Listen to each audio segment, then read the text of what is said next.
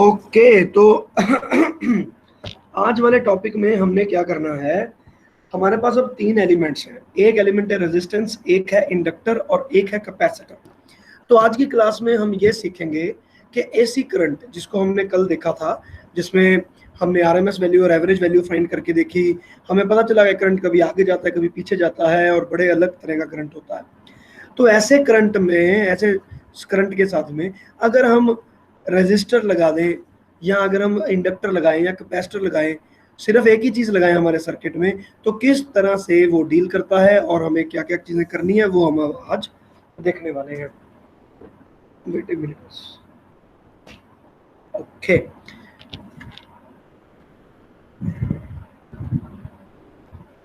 ठीक है बच्चों, तो सबसे पहले हमारे पास जो टॉपिक आया आज का, that topic is only resistor,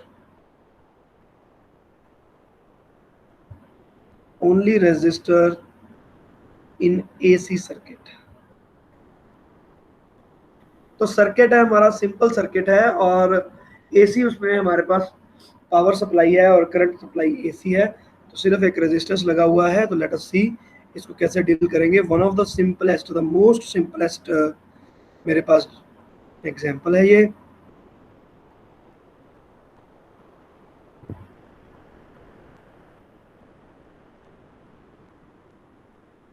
So this is resistance R and this is the power supply।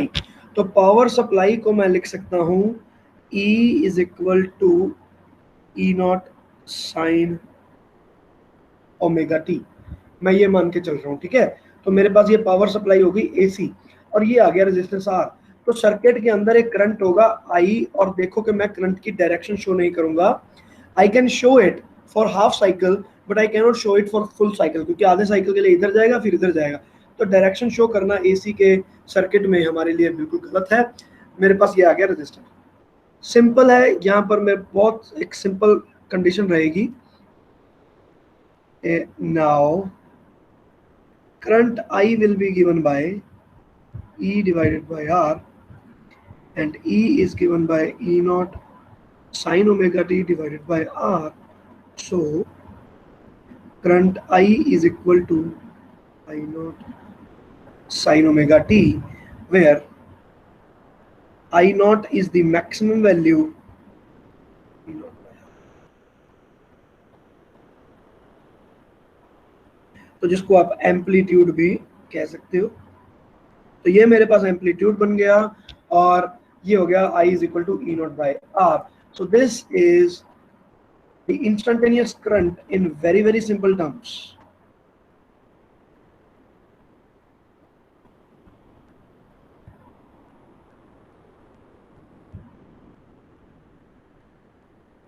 Instantaneous current. तो इंस्टेंटेनियस करंट को अगर मैं देखूं तो यहाँ पर बिल्कुल साइनोसॉइडल वेरिएशन बन रही है। मेरे लिए ये समझना जरूरी है कि इसके अंदर करंट कैसा जा रहा है, उसको विद रिस्पेक्ट टू टाइम उसमें कैसा करंट आएगा। तो बड़ा अजीब करंट है, करंट कभी आगे जा रहा है कभी पीछे जा रहा है, कभी आगे जा रहा है कभी पीछे जा रहा है। तो basically the molecules are vibrating at the same place. तो जैसा कि हमने डीसी में कहा था कि एक इलेक्ट्रॉन यहाँ से निकला और ये ऐसे करके घूम के यहाँ सर्किट पूरा कर दिया, तो इट्स नॉट लाइक दैट।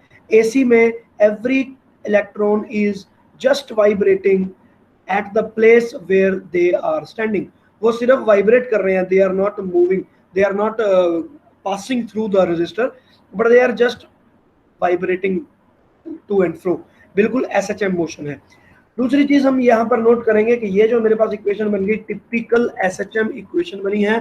तो 11th स्टैंडर्ड में जो हमने एसएचएम चैप्टर पढ़ा था उसके सारे के सारे फॉर्मूले, सारी की सारी चीजें, सारे के सारे टूल्स यहाँ पर भी हमारे पास वैलिड है। तो मैं बड़ी ही जल्दी इस ऑल्टरनेटिंग करंट को और इन सब को एसएचएम मोशन में कन्वर्ट कर दूंगा और फिर मैं उसको स्टडी करने की कोशिश करूंगा, क्योंकि SHM motion is comparatively very easy. यहाँ पर तो मैं करंट को समझ ही नहीं पा रहा हूँ कि हो क्या रहा है, करंट किधर जा रहा है, कब ज्यादा हो जाता है और कब कम हो जाता है, हमें पता भी नहीं चलता। तो नाउ अब मैं इसको विजुअलाइज करने के लिए एक ग्राफ ड्रॉ करूंगा।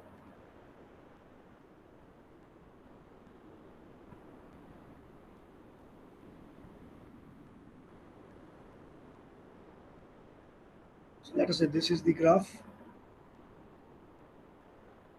नीचे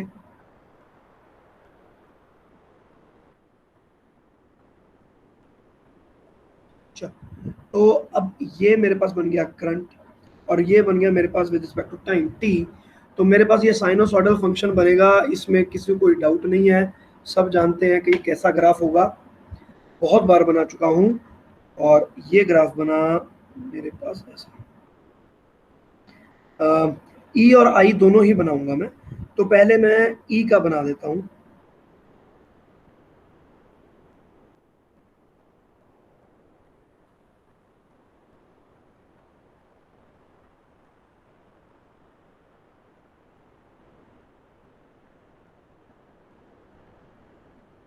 तो ये हो गया मेरे पास एक तरह से ई का ग्राफ, ठीक है। And this value will be the peak value. तो मैं ये वाई एक्सिस पर आई नहीं रखूंगा, यहाँ पर मैं लिखता हूँ ई नॉट, क्योंकि मैं इलेक्ट्रिक फील्ड यहाँ पर शो, सॉरी ये बैटरी मैंने यहाँ पर शो कर दिया कि कितनी वोल्टेज कितनी पावर मैंने यहाँ पर लगाई। This is the maximum value. तो मेरे को ये पता है चल गया कि इस सर्किट में जो मेरे पास पावर है वो इस तरह से फ्लो कर रही है, कभी पॉजिटिव तो कभी नेगेटिव। तो करंट का मैग्नीट्यूड मैं यहाँ से देख सकता हूँ कि E naught divided by R है, and R will be a bigger number, तो obviously I naught will be lesser than this. तो मैं यहाँ पर एक लेसर वैल्यू पर मैंने यहाँ करंट ड्रॉ कर दिया, होगा तो साइनोसॉइडल ही।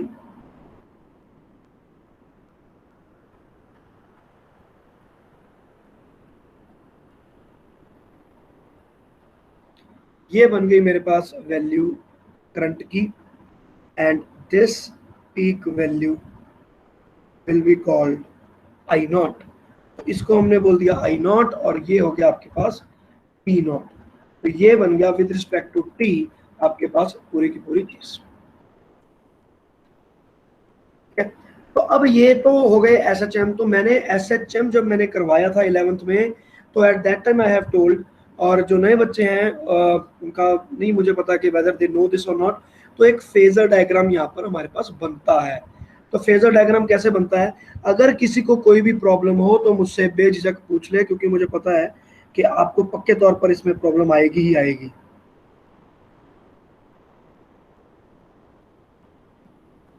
तो ये मेरे पास एक सर्कल मैंने यहाँ पे ड्रॉ कर दिया, ठीक है।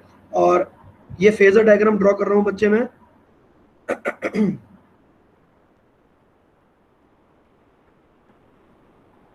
This is the centre. तो अब यहाँ पे दिस इज फेजर डायग्राम। तो जो भी हमारे पास साइनोसॉइडल वेरिएशन होती है, जिसको डील करना कोई आसान काम नहीं है, इसको डील करना, इमेजिन करना हमारे लिए बहुत डिफिकल्ट है। हमने उसको कन्वर्ट किया एक सर्कुलर मोशन में, जो कि एक यूनिफॉर्म सर्कुलर मोशन है। इस यूनिफॉर्म सर्कुलर मोशन वाले डायग्राम को हम बोलते हैं phasor diagram. This is phasor diagram. Phasor diagram के बिना ऑल्टरनेटिंग करंट वाले चैप्टर को करना बहुत ज़्यादा मुश्किल है। एसएचएम चैप्टर में भी बहुत सारे न्यूमेरिकल्स हमें 11th में ऐसे मिलते हैं जिसको फेजर डायग्राम से अगर हम करें तो चुटकियों में आपका क्वेश्चन सॉल्व होता है। लेकिन अगर आप प्रॉपर मैथमेटिक्स में पढ़ गए, साइन कॉस टेन में पढ़ गए, तो फिर कभी आप बाहर नहीं निकलते। तो phasor diagram is a very beautiful tool. तो हम इस एसएचएम मोशन को, एसएचएम सिंपल हार्मोनिक मोशन को एक यूनिफॉर्म सर्कुलर मोशन में कैसे कन्वर्ट करेंगे।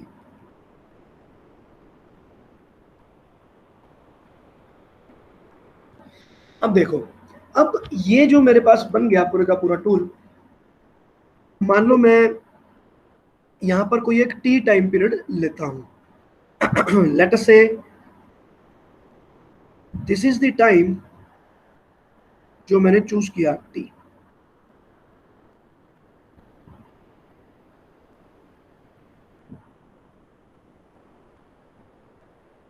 ठीक है, टी टाइम।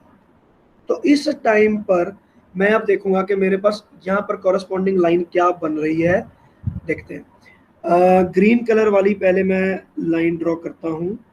तो बिल्कुल ऐसे खींचने पर, इसके सेंटर पे जाने पर मेरे पास ये पॉइंट आ गया, और यहाँ पर मैंने एक ग्रीन फेजर ड्रॉ कर दिया। This is called a phasor, ठीक है। तो अब ये मैंने क्या ड्रॉ किया है, देखो, ये विद रिस्पेक्ट टू टी इसकी पोजीशन ड्रॉ किया है, जो यहाँ पर पोजीशन आ गई, तो ये यहाँ पर मैं कंपेयर कर रहा हूँ कि लेट से देयर इज अ बॉब और वो एक सर्कुलर मोशन में रोटेट कर रहा है with an omega with the speed circular angular velocity omega. तो एंगुलर वेलोसिटी ओमेगा के साथ ये यहाँ पर रोटेट कर रहा है, ये वाला फेजर ऐसे करके रोटेट करता जा रहा है।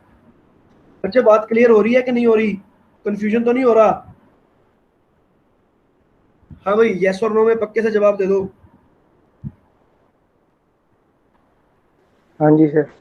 देखो मेरे पास साइनोसॉइडल मोशन है, इस पूरी मोशन को मैं यहाँ पर कन्वर्ट कर रहा हूँ। अच्छा, इसमें मैं एक एग्जांपल एक छोटा सा और डाल देता हूँ, चलो वो मैं बाद में डालूंगा। तो अब आप देखो कि इसकी शेडो जो पड़ रही है वो यहाँ पे पड़ रही है, जैसे जैसे ये घूम के नीचे जाएगा तो ये ऐसे के ऐसे ही यहाँ से घूम के नीचे की तरफ जाने लगेगा, ऐसे नीचे की तरफ। तो ये पूरे का पूरा ऐसे घूमेगा, तो तब तक ये पूरी की पूरी सर्कल को घूम के वापस पहुंच जाएगा अपने पोजीशन पे।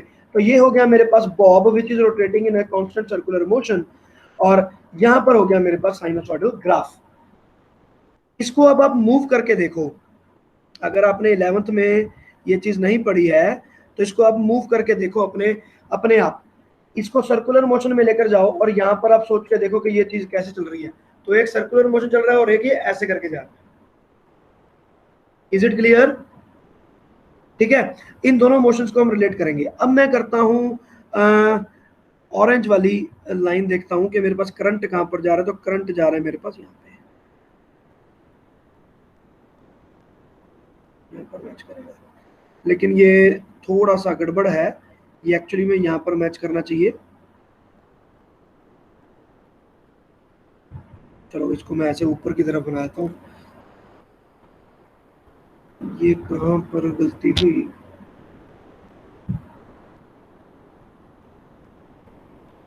ग्राफ बनाने में ही थोड़ी वो है, क्योंकि मैंने वो ग्राफ को ऐसे अपनी मर्जी से तो नहीं बनाया। चलो मैं हाथ से बनाता हूँ, ये देखो। तो ये जो मेरे पास करंट था, इस करंट को मैंने यहाँ से खींचा और मैंने यहाँ पर प्लॉट कर दिया, तो एक और लाइन मेरे पास यहाँ पर आ जाएगी and that will be like this. ठीक है, that will be like this. हाँ भाई बच्चों, समझ में आ रहा है मैं क्या कर रहा हूँ? हाँ जी।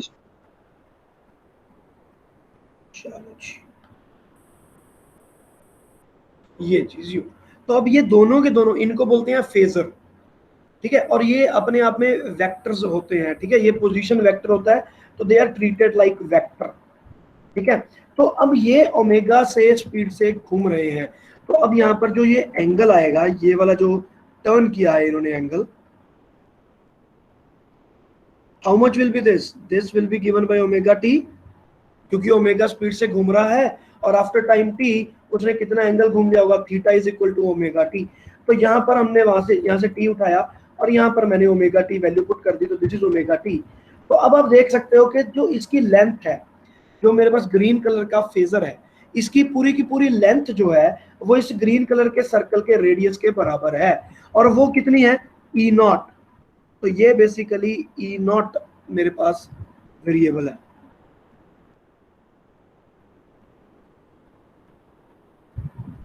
ई नॉट, और ऑरेंज कलर में जो मैं दिखा रहा हूं दैट इज आई नॉट। ठीक है, और अब आप देखो कि जो यहां पर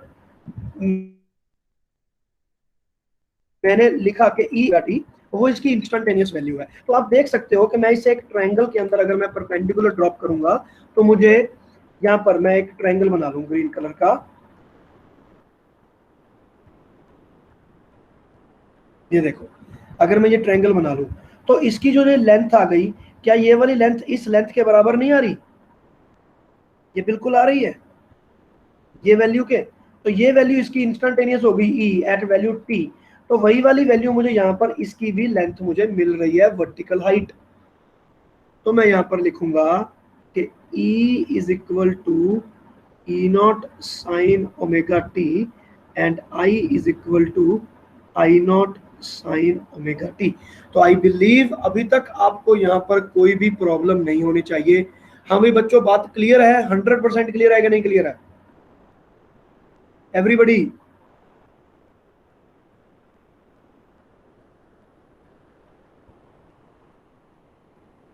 बोलो भाई। Yes sir. हाँ भाई, जशन, हर्ष, एक कमेंट सर। देखो ध्यान से देखो। जशन ध्यान से देख, अगर कोई प्रॉब्लम है तो बताओ।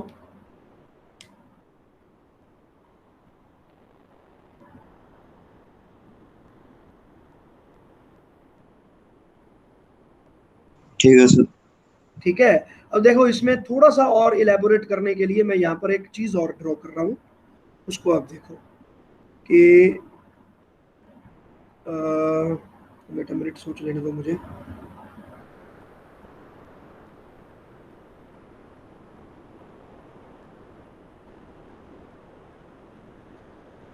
इसे अभी यहीं पे ड्रॉ करूंगा। तो लेट अस से मेरे पास यहाँ पर एक बॉब है, दिस इज अ बॉब, ठीक है। एंड यहाँ पर ये एक स्प्रिंग है, ठीक है ना।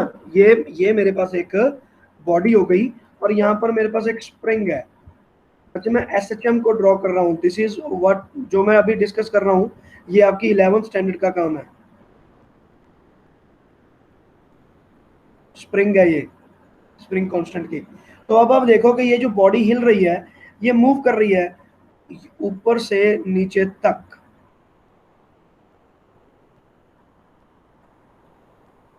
ये देखो, ये बॉडी कभी ऊपर जा रही है, कभी नीचे जा रही है, कभी ऊपर जा रही है, कभी नीचे जा रही है। तो ये यहां से लेकर यहां तक मूव कर रही है।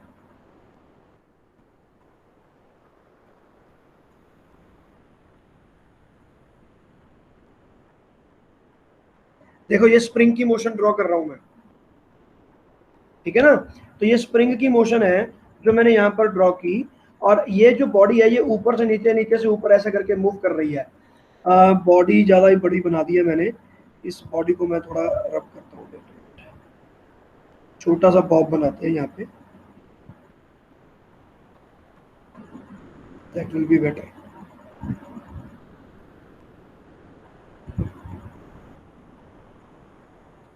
तो अब आप सोच के देखो कि ये जो बॉब है ये यहाँ से स्प्रिंग की तरह ऐसे ऊपर नीचे ऊपर नीचे ऊपर नीचे चल रहा है। तो इसकी जो इंस्टेंटेनियस पोजीशन है, ये इसकी इंस्टेंटेनियस पोजीशन। अब आप सोच के देखो, ये पोजीशन इसकी यहाँ है, अगर ये इसके ऊपर जाएगी तो ये वाला बॉब कहाँ से चला जाएगा, यहाँ से यहाँ तक चला जाएगा। फिर इसके से नीचे जाएगा जब, तब ये साथ ही में नीचे उतरेगा। अब आपके ये जो 3 डायग्राम है, अपने दिमाग में तीनों को चलाकर देखो कि क्या आपके ये कंसिस्टेंटली चल रहे हैं। एक बॉब है जो ऊपर नीचे जा रहा है, और एक सर्कल है जो ऐसे करके घूम रहा है। हाँ भाई, हो रहा है कि नहीं हो रहा? Is it happening? हाँ जी सर। मैं दिख रहा हूँ ना आप लोगों को, एक सर्कल चल रहा है और एक बॉब चल रहा है ऐसे ऊपर नीचे, ऐसे फिर ऐसे फिर ऐसे फिर ऐसे, ठीक है। तो ये जो मोशन आ गई, देखो ये आ गई एसएचएम मोशन, ये आ गई लीनियर मोशन स्प्रिंग वाली, और ये आ गई आपकी uniform circular motion. Linear motion है ये वाला। तो तीनों मोशंस को मैंने यहाँ पर ड्रॉ कर दिया, जो कि एक्चुअली में 11th में इतनी डिटेल में जाकर पढ़ाया जाता है। तो यहाँ पर हमारे पास पहुंच गए। तो अब ये जो डायग्राम बन गया हमारा लास्ट डायग्राम है, दिस इज फेजर डायग्राम। तो यहाँ पर आप देख सकते हो कि मेरे जो 2 वेक्टर बन गए हैं, इनको वेक्टर बोलेंगे हम। चाहे current is a scalar quantity, but even then we call it vector. इन दोनों वेक्टर्स को ऐसे हम ड्रॉ कर सकते हैं for our sec.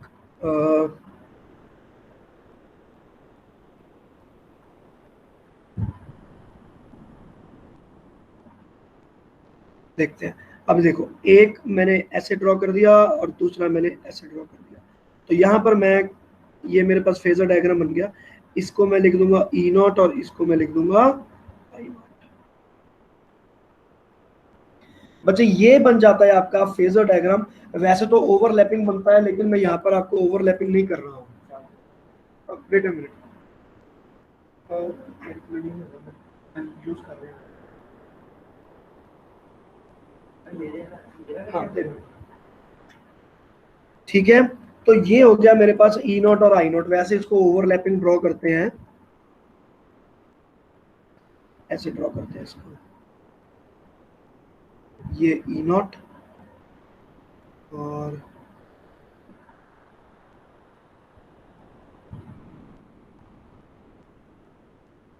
I not. So this is how we draw it.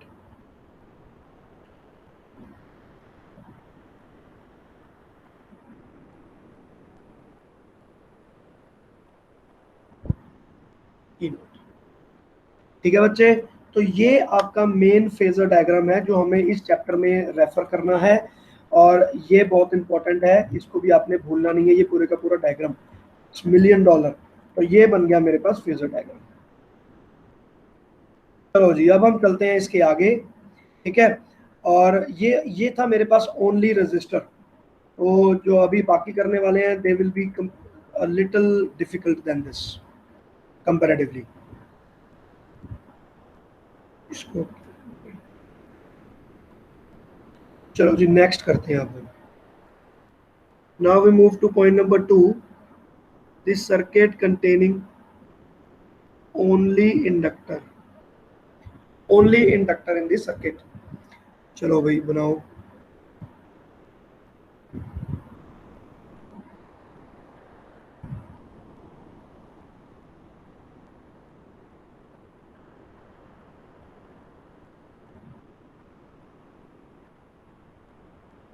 सिर्फ ये जो चीज़ है ये समझनी आपके लिए थोड़ी सी मुश्किल है, इसके अलावा आपके लिए और कुछ भी नहीं है ये गेम.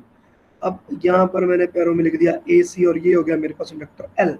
तो मैं यहाँ पर लिख रहा हूँ कि मेरे सर्किट के अंदर करंट जा रहा था I, डायरेक्शन मैंने शो नहीं की. तो इसका क्या करेंगे? ऑब्वियसली मेरे पास ले देकर एक ही लॉ है, किरचॉफ लॉ. पहले वाले केस में तो ओम्स लॉ मैंने लगा दिया सिंपल, लेकिन यहाँ पर हमें किरचॉफ लॉ यूज करना पड़ेगा. तो AC करंट हम लगाएंगे तो ये बनेगा मेरे पास E minus L di/dt, so that would be equal to 0.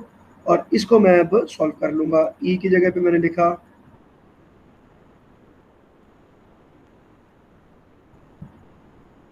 di/dt, so ti is equal to E naught by L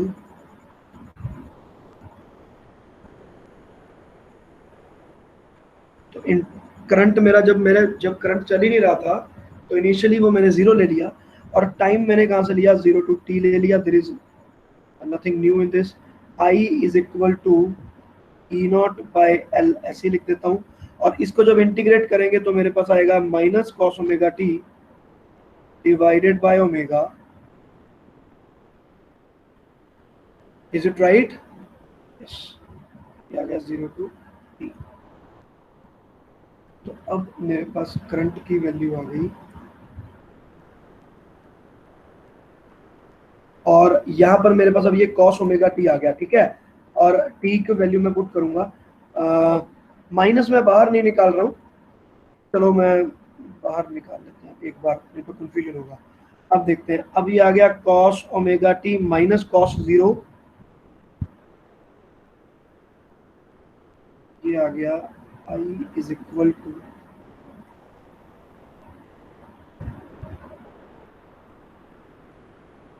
cos omega t minus 1. ठीक है, 1 माइनस कॉस ओमेगा टी आ गया. करंट I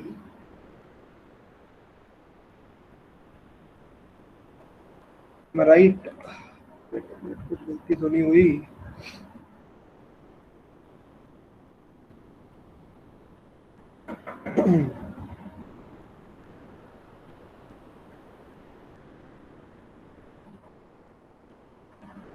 नहीं, हाँ इसमें मैंने गलती की.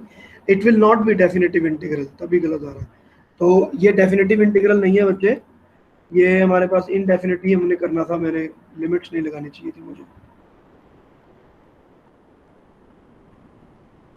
आई एम नॉट पुटिंग लिमिट्स है.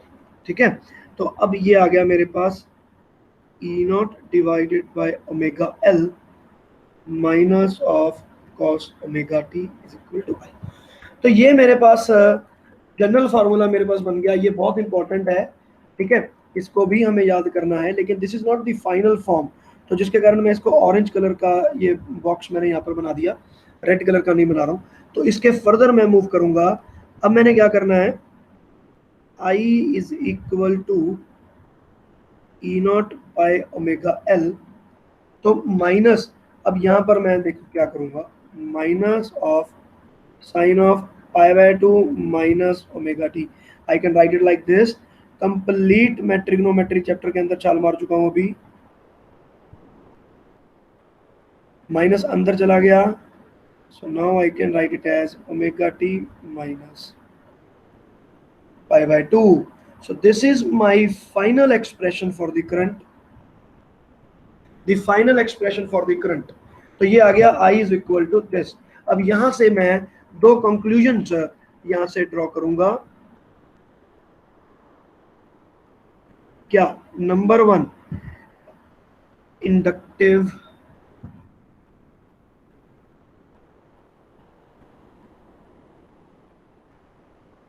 इंडक्टिव रिएक्टेंस, XL बोलते हैं इसको। तो इंडक्टिव रिएक्टेंस होता है मेरे पास कुछ, तो ये आ गया, this will be equal to omega L. तो अब आप देख सकते हो कि अगर मैं इसको आई नॉट लिखता हूं तो omega L is actually coming out to be equal to Om.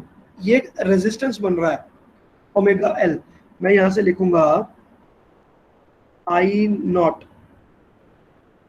Max value is coming out to be equal to omega L. तो omega L can be treated as resistance for this। ये हो गया मेरे पास XL, तो E naught divided bye XL, तो ये आपके पास बन गया inductive reactance.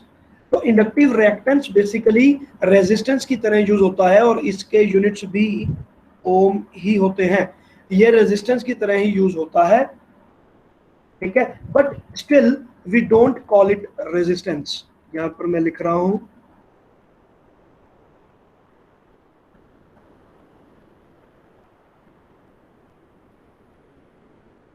It resistance because, हमने इसको एक अलग नाम क्यों दिया, because XL varies with the frequency of current. अब देखो कि अगर मैं बोलूं रेजिस्टेंस, तो रेजिस्टेंस का करंट के साथ कोई लेना देना नहीं है। अगर मैंने बोला कि आपके सर्किट में 5 ओम रेजिस्टेंस लगा, तो करंट जितना भी चला, फ्रीक्वेंसी कोई भी हो, रेजिस्टेंस 5 ओम था, 5 ओम है, 5 ओम ही रहेगा। लेकिन अगर मैं इंडक्टर की बात करूं तो इसका जो रेजिस्टेंस है ये ओमेगा पर डिपेंड करेगा, ये फ्रीक्वेंसी पे डिपेंड करेगा। तो यहां पर मैं लिख सकता हूं कि XL will be equal to 2 pi f into L, so the inductance is reactance is directly proportional to inductance, sorry omega frequency f। तो जहां अगर आपके करंट की फ्रीक्वेंसी ज्यादा है, ठीक है, तो आपको XL भी ज्यादा मिलेगा क्योंकि बैक ईएमएफ आपका ज्यादा हो गया।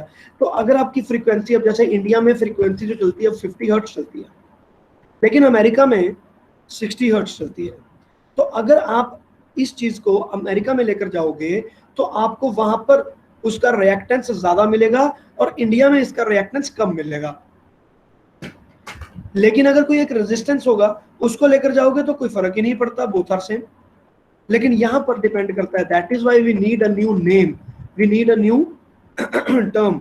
तो हमने एक नई टर्म बना दी विच इज रिएक्टेंस। तो this is called inductive reactance. ये तो हो गया मेरा, इस वाली को देख, एक इक्वेशन को देखते ही एक कंक्लूजन बन गया दैट दिस। तो इसके अब आप ग्राफ बना सकते हो, कुछ भी मतलब बुक्स में बना होता है, तो इसलिए मैं आपको यहाँ पर ड्रॉ कर देता हूँ छोटा सा ग्राफ, लाइक दिस इज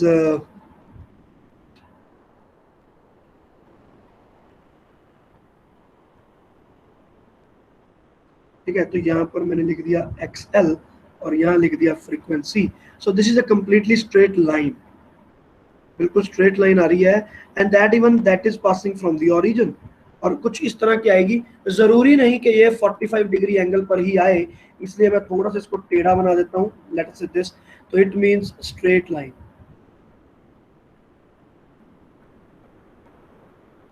जरूरी नहीं कि 45 डिग्री एंगल हो, तो कंफ्यूज मत होना, बट ये आएगा स्ट्रेट लाइन आएगा। हमें ये चीज यहाँ से पता चल गई।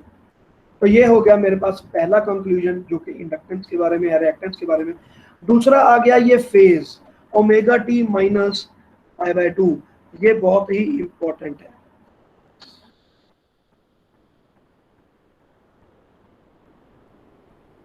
फेज डिफरेंस, तो मैं यहां से देख सकता हूं कि अगर मैंने वोल्टेज लगा दी ई नॉट साइन ओमेगा टी, तो मेरे पास करंट बन रहा है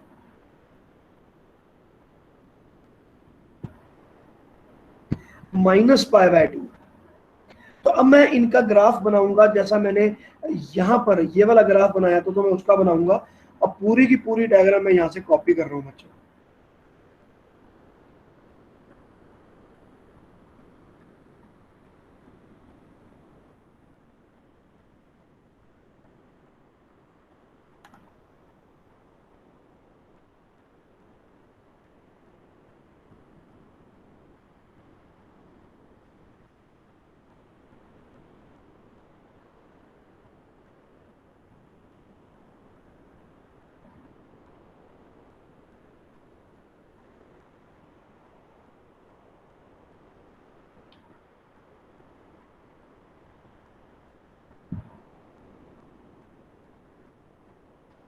ठीक है जी, चलो। तो अब ये मेरे पास डायग्राम आ गया, लेकिन मैं अब इस डायग्राम में चेंजेस करूंगा। तो I am rubbing all these things, ठीक है। इसमें से जो चीज़ चाहिए होगी मैं वो बनाऊंगा। ये मैं बीच में लीनियर मोशन इसको डिलीट नहीं कर रहा हूँ, बिकॉज ठीक है इंस्टेंटेनियस पोजीशन दिखा रहा है, लेकिन मेरे इस ग्राफ में चेंजेस होंगी। तो अब आप देखो कि मेरे पास ये रहा ई का ग्राफ ओमेगा टी से चलेगा, और ये रहा मेरे पास -π/2। तो -π/2 में मैं कैसे जाऊंगा? तो मेरे करंट का ये वाली वेरिएशन नहीं बनेगी करंट की,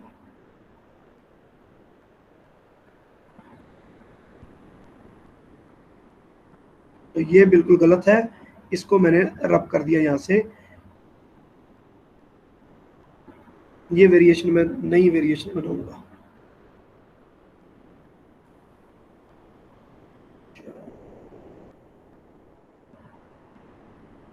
ओके, तो अब ये जो नई वेरिएशन बनी वो कैसी बनी, अब इस पर ध्यान दो। -ω/t है, तो मैंने आपको यहाँ पर ये वाली इक्वेशन भी कहा था, याद रख लेना। अब देखो इसका क्या यूज है, बाकी सारी चीज तो सेम ही है।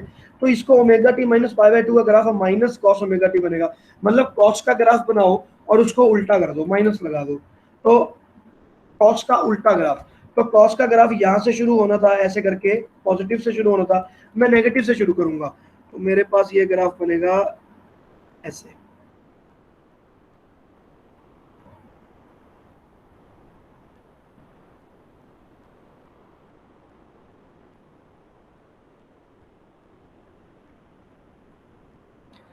ठीक है, ऐसे।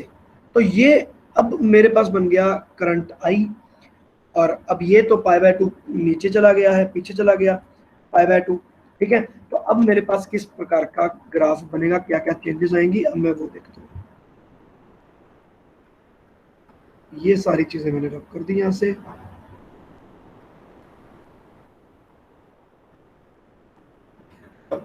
तो यहाँ पर मैंने ले लिया टी, तो एक तो ये वाली टी की वैल्यू तो सेम ही आ रही है, और अब जो टी की वैल्यू आ रही है वो नीचे की तरफ आ रही है। तो देखते हैं कि यहाँ पर अब कैसा बनेगा। तो ग्रीन कलर का फेजर तो मेरा बिल्कुल स्ट्रेट फॉरवर्ड बनेगा। बच्चे किसी को कोई प्रॉब्लम हो तो बेझिझक पूछ लेना, बता रहा हूँ, क्योंकि ये चीजें किसी को समझ में नहीं आती हैं, इसलिए अगर तुम्हें भी ना समझ में आए तो कोई बहुत बड़ी बात नहीं है ये। ठीक है, तो अब अगर मैं ऑरेंज बनाऊं तो ये मेरे पास आ रहा है लगभग लगभग ऐसा। डायग्राम जब मैं बनाऊं तो बहुत ज्यादा परफेक्शन की तरफ मत जाना।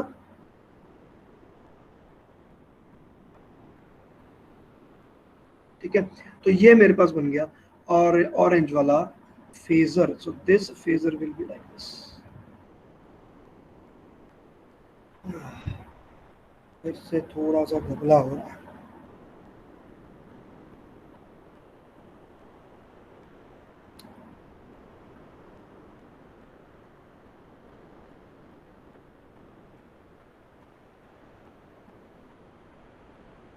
वेट ए मिनट,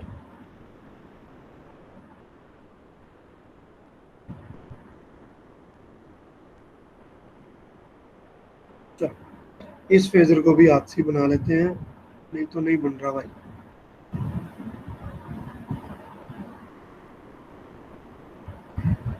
थोड़ा सा टाइम लग जाएगा, कोई बात नहीं, लेकिन बनेगा सही। अब देखो, अब मैं फिर से ये बनाऊंगा, ये this should be actually eight 90 degree, तो ये सही से नहीं आ रहा, ये यहाँ आना चाहिए था। और ये ग्राफ ऐसे क्यों नहीं बन रहा है, प्रॉब्लम।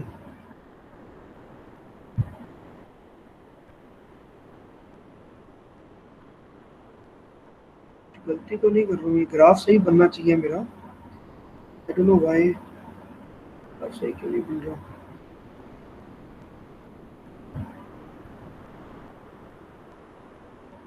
चलो कोई बात नहीं, ये कुछ गड़बड़ आ रही है।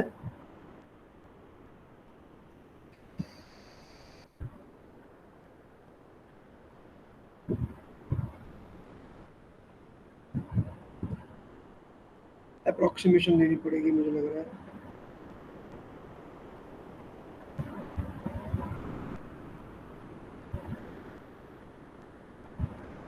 चलो ये यहाँ तक,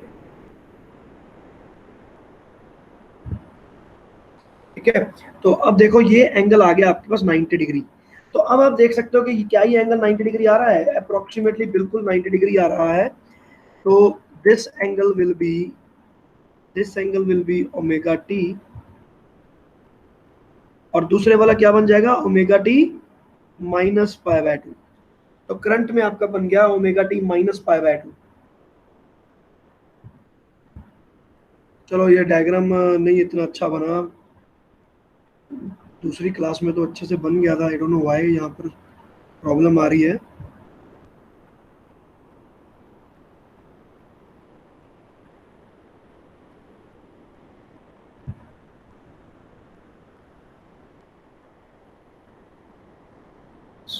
चलो एनीवेज, ये एंगल बच्चे 90 डिग्री आना चाहिए, ठीक है। और चलो डायग्राम में नहीं आ रहा, मैं मानता हूँ ये बात, बट एनीवेज। तो अब ये वाला जो एंगल आ गया, ये आ गया मेरे पास ओमेगा टी, और दूसरी तरफ जब मैं जाऊंगा तो यहाँ पर बन जाएगा omega t minus pi by 2। तो ये बन गया मेरे पास आई नॉट। Is it clear? तो ये हो गया आपका फेजर डायग्राम। तो इसका अगर मैं दूसरे वाला फेजर डायग्राम यहाँ पर बनाऊंगा तो वो कैसा बनेगा, वो बनेगा ऐसे। ये बन गया मेरे पास E naught, and there will be a current, now this current will be, तो यहां पर मैं कह सकता हूं कि current is lagging.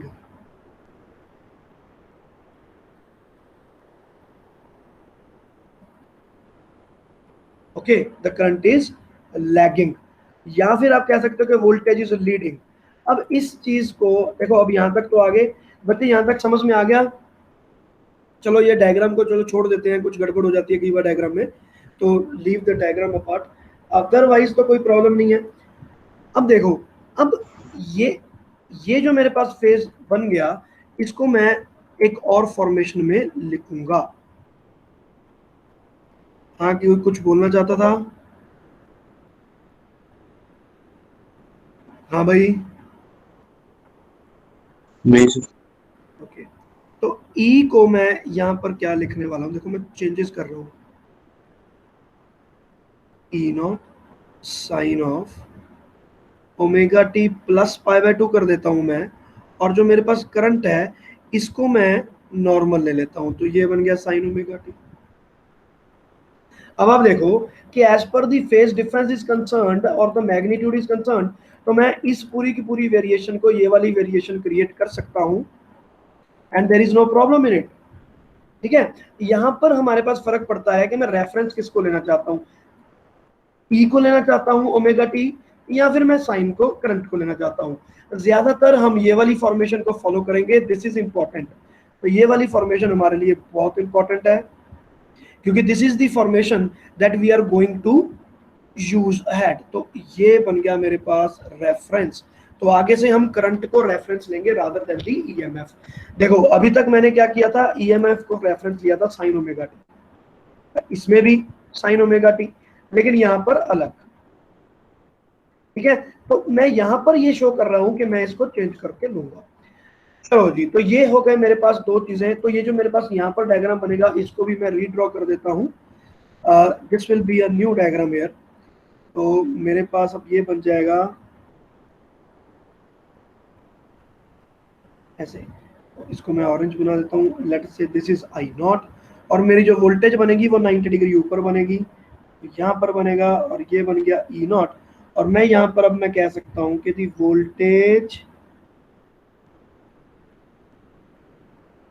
leads the current by 90 degree. बच्चों समझ में आ गया?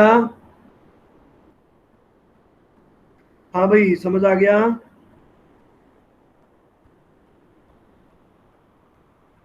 हाँ जी सर। हाँ जी sir. This is important. Okay, चलो। तो इसके बाद हम करेंगे अगेन। अब मेरे पास आ गया ये वाला, तो मेरा एक खत्म हो गया inductor. So now we are moving to the third part, and that is only capacitor.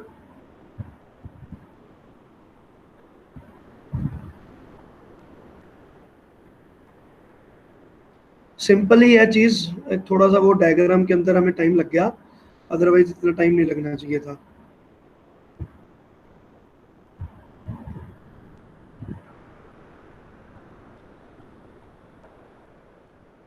अब मैं यहाँ पर मैंने लगा दिया कैपेसिटर, और यहाँ लगा दी पावर सोर्स एसी। तो ये एसी हो गया, और यहाँ पर कैपेसिटर लग गया सी, और मैंने यहाँ पर फिर से मैंने करंट लिख दिया आई। ठीक है, और डायरेक्शन शो नहीं की। तो मेरे पास ले लेकर एक ही लॉ है, Kirchhoff's law. So I am using it.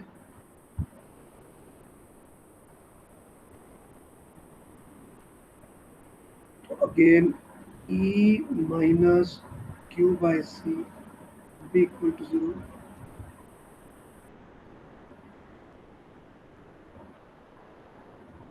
अब मैं करंट फाइंड करने के लिए क्या करूंगा, इसका डिफरेंशिएशन करूंगा।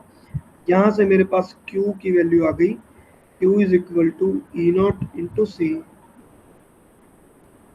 डिफरेंशिएट कर दिया d q by d T,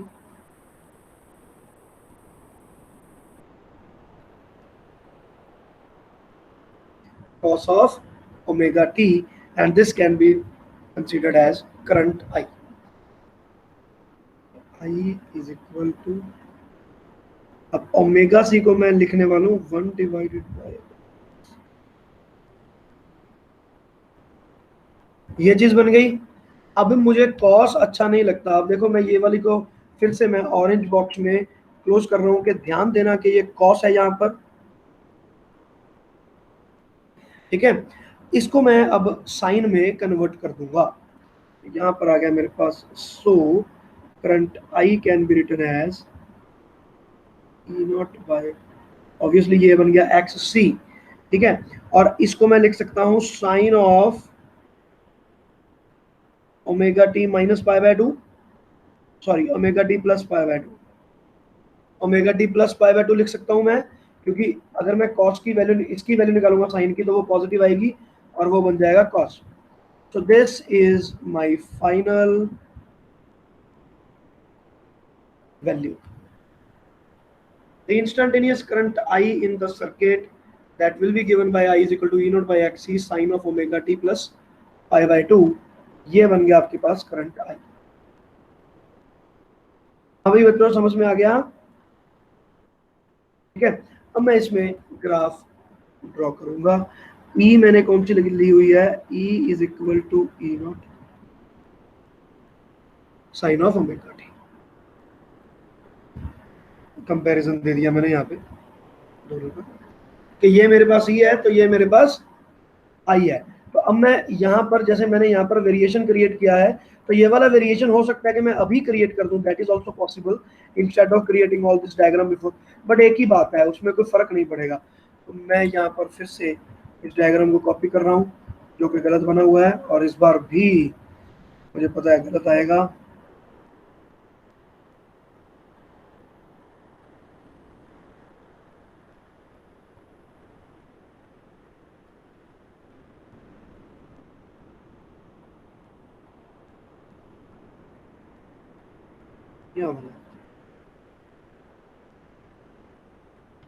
चलो ठीक है, तो अब अगेन मैं इसको रब करने वाला हूँ।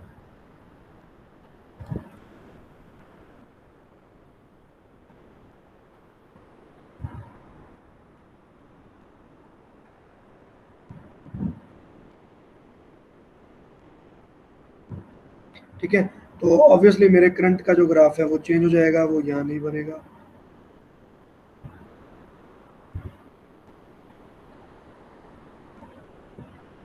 लो जी, तो अब करंट का ग्राफ कैसा बनेगा? तो ग्राफ बनाने के लिए मैं ऑरेंज वाले के पास जा रहा हूँ, तो ये रहा कॉस, तो पॉजिटिव कॉस का ग्राफ यहाँ पर बनेगा ऑरेंज कलर में, तो वो बनेगा यूं।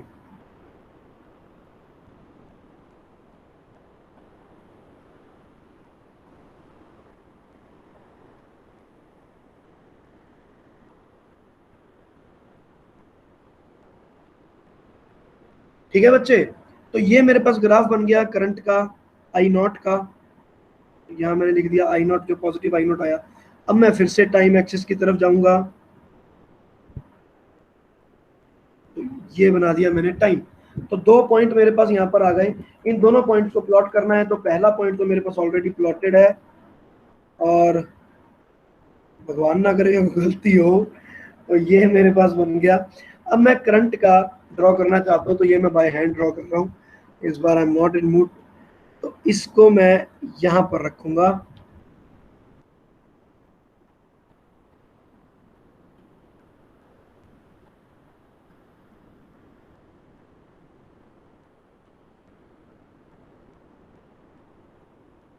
चलो यहाँ कर, ठीक है, और ये जो है जब मैं इसे एक्सटेंड किया,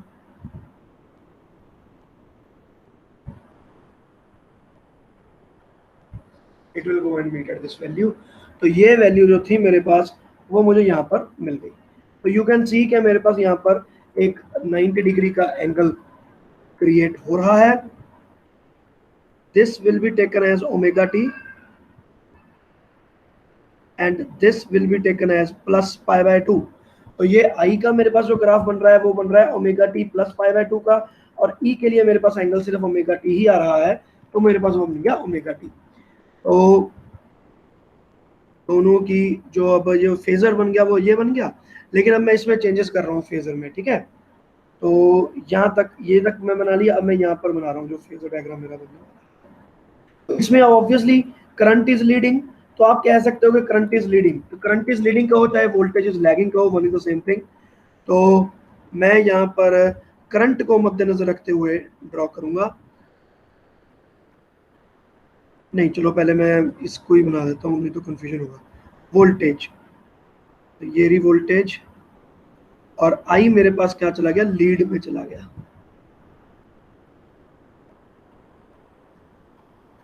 तो यहां पर मेरे पास बन गया current is leading.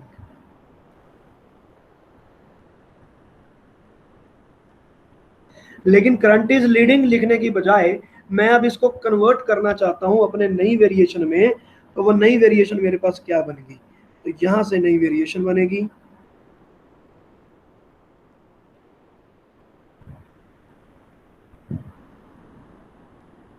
Reference point नया क्रिएट करूंगा मैं, तो ई को मैं लिख दूंगा, या पहले मैं आई को लिखता हूं,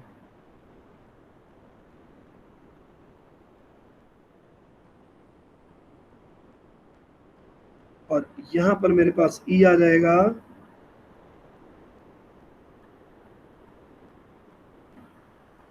माइनस पाई बाय 2। तो देखो करंट में पाई बाय 2 प्लस होना चाहिए था, तो यहाँ पर करंट में पाई बाय 2 प्लस हो रहा है। So this is the new variation that I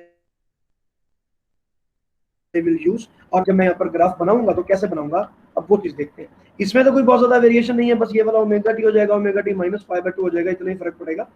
तो इसमें मेरे पास क्या फर्क पड़ेगा, तो करंट को मैंने रखा यहाँ पे ऐसे,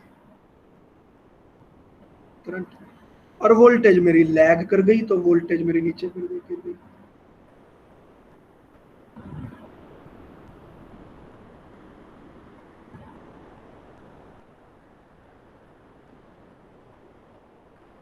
वोल्टेज लैग्स दी करंट। तो आप देख के देखो कि अगर आपके पास ये वाला सर्किट हो सिर्फ और सिर्फ कैपेसिटर वाला, तो आप सोच के देखो कि कितनी बड़ी अनहोनी है ये, कि जब मेरे पास वोल्टेज जीरो है उस वक्त करंट मैक्सिमम है, और जब मेरे पास वोल्टेज मैक्सिमम है उस वक्त करंट जीरो है। ये एसी करंट का बिहेवियर है, बड़ा अजीब बिहेवियर है। आप देख कर देखोगे इतना अजीब क्यों है ये, जब मेरे पास वोल्टेज जीरो है तो करंट मैक्सिमम है, और जब मेरे पास करंट जीरो है उस वक्त वोल्टेज मैक्सिमम है। ये है आपके पास वेरिएशन। तो ये जो मेरे पास डायग्राम है ये अगेन बहुत इंपॉर्टेंट डायग्राम है, ये वाला, ठीक है। और ये वाली जो नई वेरिएशन है दिस इज वेरी इंपॉर्टेंट, तो ये भी मैंने यहाँ पर लिख दी, ठीक है जी। तो अब मेरे पास ये तीनों के तीनों की वेरिएशन हो गई है। बच्चे अभी भी अगर आपको किसी को कोई प्रॉब्लम है, कोई डाउट है तो आप पूछ सकते हो मेरे से। हाँ बच्चे, कोई doubt?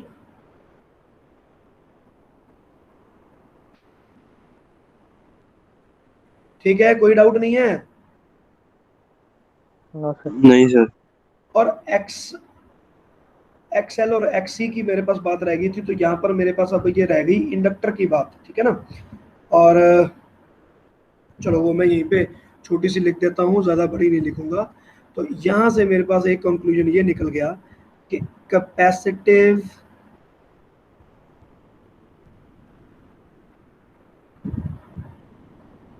reactance XC will be given by 1 by omega C, L क्यों लिख दिया, 1 by omega C। तो ये बन गया मेरे पास कैपेसिटिव रिएक्टेंस। पहले तो हमने एक अलग से टॉपिक क्रिएट कर लिया था, वो अब नहीं हो पाया।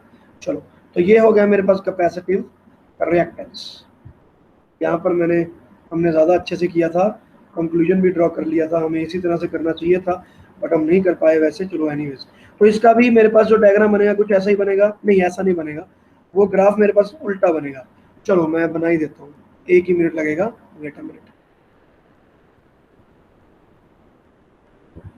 तो अब यहाँ पर मेरे पास कंक्लूजन हो गया, ठीक है। तो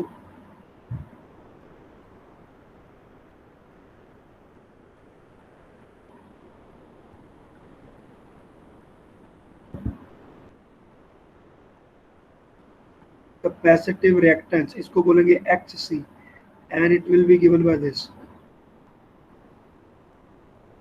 फिर से L लिख दिया यार, C। तो यहां से मेरे पास वेरिएशन आ गई इसकी इनवर्सली प्रोपोर्शनल टू फ्रीक्वेंसी। तो यहाँ जो मेरे पास ग्राफ बना दैट विल बी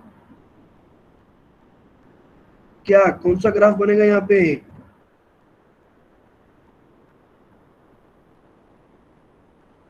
ऐसे रेक्टेंगुलर हाइपरबोला, ऐसे रेक्टेंगुलर हाइपरबोला। अरे यार अच्छा क्यों नहीं बन रहा, रेक्टेंगुलर हाइपरबोला, ओके। तो ये है आपके पास graph, because X is inversely proportional to 1 by f। तो ये भी अपने आप में एक बहुत बड़ा कंक्लूजन आ गया, 1 बाय ओमेगा c। चलो भाई बच्चों, तो यहाँ पर मेरे पास ये अब हो गया सारे का सारा फिनिश। इसकी पीडीएफ की थोड़ी सी सेटिंग कर दूंगा मैं, बिल्कुल वैसे बना दूंगा, यहाँ पे कंक्लूजन 1 2 लिख के, वो देख लेते हैं। तो बच्चे अगर कोई डाउट है तो मुझे बता सकते हो, अगर कोई डाउट नहीं है तो ठीक है। अच्छा, वन लास्ट पार्ट, तो अभी मेरे पास जो कंक्लूजन आया वो नहीं मैंने आपको बताया। कंक्लूजन ये है कि अगर मैं तीनों के तीनों ग्राफ को इकट्ठे बनाऊं, अब मैं ये वाले ग्राफ को इकट्ठे बना रहा हूँ, ये वाला हूँ, ठीक है, क्योंकि आई आपका सबका सेम आ रहा है, तो उस केस में मेरे पास किस प्रकार का ग्राफ बनता है हम वो देखेंगे।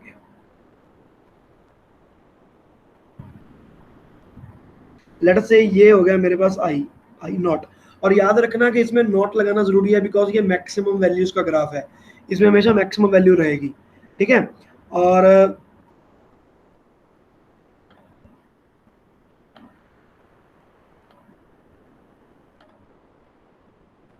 ठीक है, और अब मेरे पास यार ये है मेरे पास VR, और दूसरों की बात करूं VL और VC की, तो वो बनेगा कुछ ऐसा। तो एक ज्यादा भी हो सकता है और दूसरे वाला कम भी हो सकता है, कोई भी ज्यादा और कोई भी कम हो सकता है, तो ये बन गए ऐसे। तो ये तीनों के तीनों ग्राफ मैंने एक ही चीज में प्लॉट कर दिए बच्चों, देखो ठीक है ना, ये वाले जो ग्राफ है, क्योंकि करंट हमारा यहाँ पर करंट की आई साइन ओमेगा टी के पॉइंट ऑफ व्यू से ले रहा हूँ मैं, तो मेरे पास ये चीज बन गई। और इनके पैरों में ये जीरो डालनी मत भूलना, because this is the maximum value. तो ये है आपका conclusive phasor diagram of LCR circuit, और ये हम इसी से, इस टॉपिक से ही हम आगे कंटिन्यू करेंगे जब हम इकट्ठा इनको ड्रॉ कर देते हैं। चलो भाई, तो यहाँ तक आपका सारे का सारा ये काम कंप्लीट हो गया। किसी को कोई डाउट है तो पूछ लो बेटा।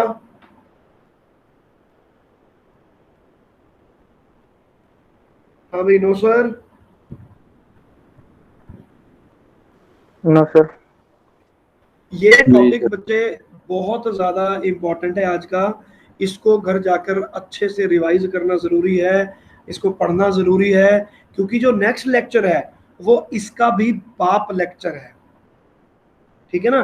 तो इसको ध्यान से पढ़ लेना, नहीं तो अगला लेक्चर तो बिल्कुल ही सफाचट हो जाएगा, ये बताओ। चलो जी, so with this I am closing it down. All the best, bye.